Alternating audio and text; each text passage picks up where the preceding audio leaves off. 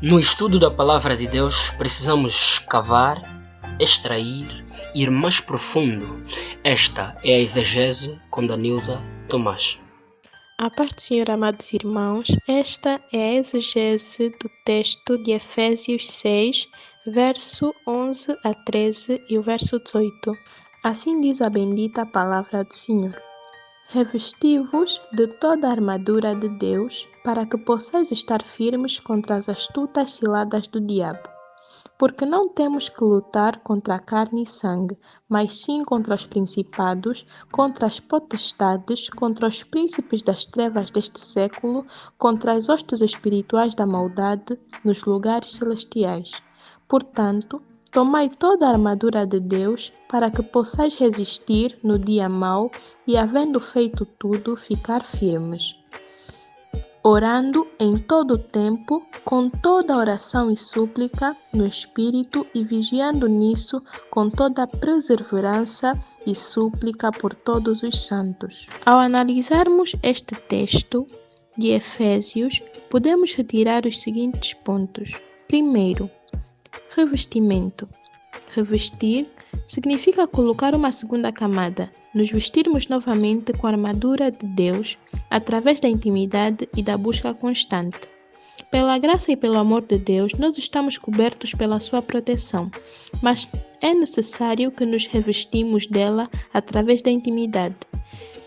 Pelo facto da primeira camada não ser suficiente, precisamos de nos revestir cultivando o sentimento da busca constante a Deus. O revestimento acontece de duas formas. Primeiro, por consequência da graça de Deus, que é natural.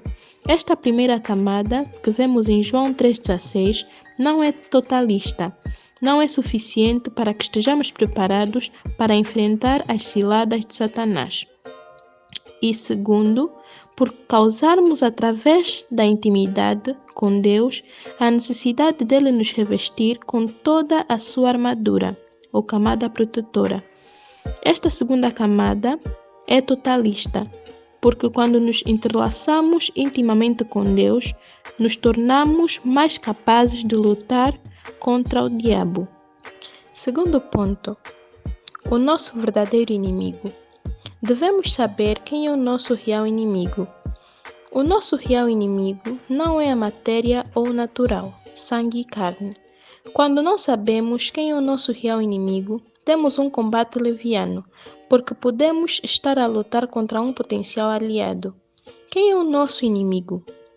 O nosso inimigo, primeiro, é maior que nós, os principados, é invisível, potestades, se posiciona nas trevas, príncipe das trevas, que é contrário de nós que nos posicionamos na luz. O texto também se refere às hostes espirituais da maldade, entidades espirituais que não vêm de Deus, tudo que não conseguimos ver, que não possui luz e é contrário. São hostes espirituais da maldade, logo devemos militar contra isto. O terceiro ponto, temos de ser justos. O texto refere-se a lugares celestiais, que são lugares de justiça e paz. Nós não podemos lutar contra os nossos inimigos sendo injustos. Temos de ser justos naquilo que lutamos. Caso contrário, serão as trevas a lutarem contra as trevas. Quem luta com Deus tem de ser justo. Não podemos usar a injustiça para atacar os nossos inimigos. O texto também refere-se ao princípio da oração, que diz que não podemos orar algo que não fazemos, não podemos nos arrepender de algo que não fizemos. O arrependimento é algo sério. Quando não sabemos do que estamos a nos arrepender, o arrependimento não será verdadeiro. É ser injusto com você mesmo. Quarto ponto, temos de ser íntimos. Devemos ser mais íntimos de Deus e não nos limitar da proteção proveniente do amor de Deus, para quando chegar o dia mau, quando o inimigo tentar contra nós, já estarmos preparados, revestidos. Paulo nos ensina a sermos íntimos e proativos. Isso nos torna mais firmes na fé em Cristo Jesus. Nada nos fará nos desviarmos, nada nos fará desacreditar nas promessas de Deus na nossa vida. Quinto e último ponto, temos de ser vigilantes e ter comunhão com os outros santos. Além de sermos íntimos, temos de ser vigilantes e ter comunhão com as outras pessoas que buscam a Deus como nós.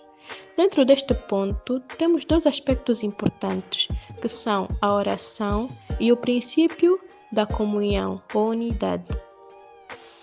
Na oração, temos os seguintes pontos. Primeiro, devemos ter uma vida espiritual, emocional, social e intelectual estável, porque orar não está apenas em recitar palavras, mas também em saber viver em comunhão com Deus, em todos os aspectos da nossa vida. Segundo, as nossas ações devem refletir Deus manifestado em nossas vidas.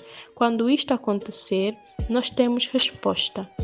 Terceiro, orar todo o tempo a recitar é impossível, mas orar todo o tempo em ações positivas que mostram Deus na nossa casa e na sociedade em que vivemos é possível. O texto também se refere à súplica no Espírito, que é característica de pessoas que são íntimas de Deus, porque não precisam mais de demonstrar que estão a orar ou orar para orar.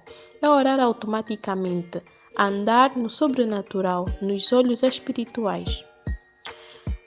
Nos referindo ao princípio da comunhão e da unidade, nós temos os seguintes aspectos. Primeiro, devemos saber que não somos os únicos a ter comunhão com Deus e devemos nos relacionar com os outros cristãos, porque a forma que Deus se manifesta com alguém é diferente de pessoa para pessoa e podemos entender melhor o que Ele tem para falar conosco de uma forma, pela forma diferente que Ele se manifesta com uma outra pessoa.